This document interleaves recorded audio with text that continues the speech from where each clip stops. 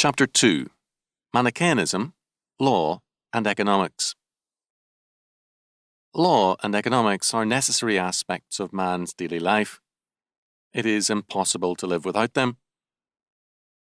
The more a sound knowledge of law and economics decline in a society, the more radical will the decay of that society be. A decadent and dying society is one in which law and economics are in a state of radical decay or collapse. Together with theology, law and economics constitute the foundations of order in a society, and what men think of law and economics depends on their theology. At the heart of our contemporary problem are false theologies and philosophies, and central among them is Manichaeanism. For Manichaeanism, the world is divided into two different and alien substances, spirit and matter. Each is equally ultimate, and both are self-sufficient and separate realms. To be spiritual in the Manichaean sense means to be disdainful about and unconcerned with material things because they are alien and constitute a drag and a drain on the spirit. The spirit is held to be good and matter bad. From the biblical perspective, there are no two such different substances or beings, for in some dualistic religions, there are two ultimate beings in and behind the two substances. God is the maker of all things, and He created all things good. Because of the fall, all creation is equally fallen. Spirit and matter are alike fallen. They do not constitute two different kinds of substances or being. The distinction, rather, is between the uncreated being of God and the created being of all things else. Salvation is not redemption from matter, but from sin, the root of which is spiritual. Instead of despising matter, biblical faith works to exercise dominion over the material world as God's appointed kingdom. The Bible is full of very precise and detailed laws governing the material world, the use of land, diet, wastes, wildlife, and so on. When the Manichaean mentality approaches such laws, it finds them offensive, are as a result ruled out, first as a primitive form of religion for the supposedly primitive Old Testament Hebrews, and second as merely a secret code with all kinds of symbolic meanings pointing to the truer and spiritual meaning, and rendering the literal meaning of the law as no more than a useless hull or a shell. The Manichaean influence on Western thought is profound, in both church circles and amongst the humanists. The Manichaean overtones, for example, of Barthianism are very obvious in the division between faith and history, between holy history and actual history.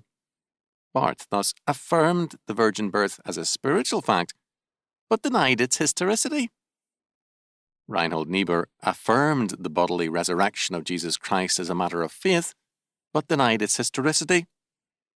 For them, the world of faith must not be contaminated by the material world of history. Law and economics are very material concerns and basic to life. We are born into a law world, physical law, family law, church law, school law, civil law, and so on. We cannot escape from the law. Law is inseparable from life and is a condition of it. Not even death affords an escape from law, in that physically and religiously we remain in God's universe of law. The same is true of economics. From birth to death, our lives are economically oriented and involved, and every aspect of our lives involves economic considerations.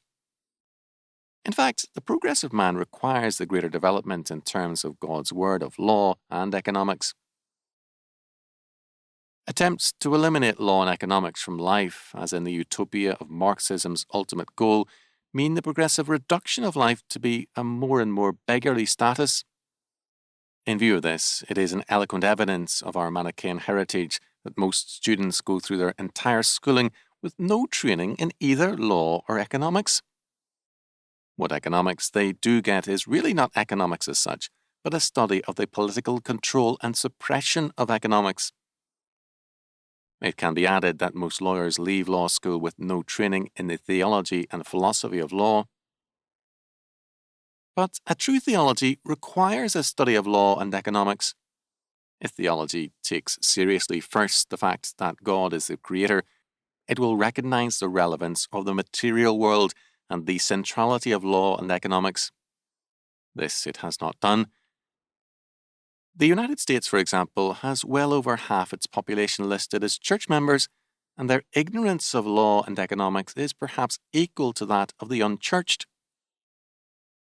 Such an ignorance is a practical denial of the doctrine of creation and a tacit affirmation of Manichaeanism. Law and economics have theological foundations which cannot be ignored. Our present crisis makes clear that law and economics decay without that basis. Second, the Bible deals very specifically with law and economics, as I have pointed out in the Institutes of Biblical Law.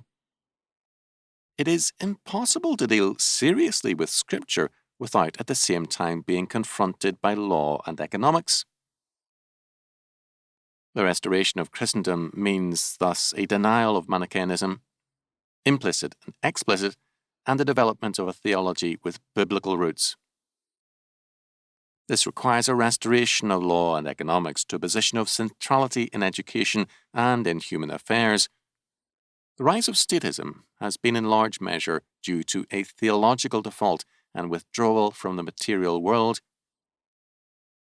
To the redeemed man, the creation mandate to exercise dominion and to subdue the earth, Genesis 1:26-28, emphatically applies. This, under the guidance of biblical theology, requires the study and application of law and economics.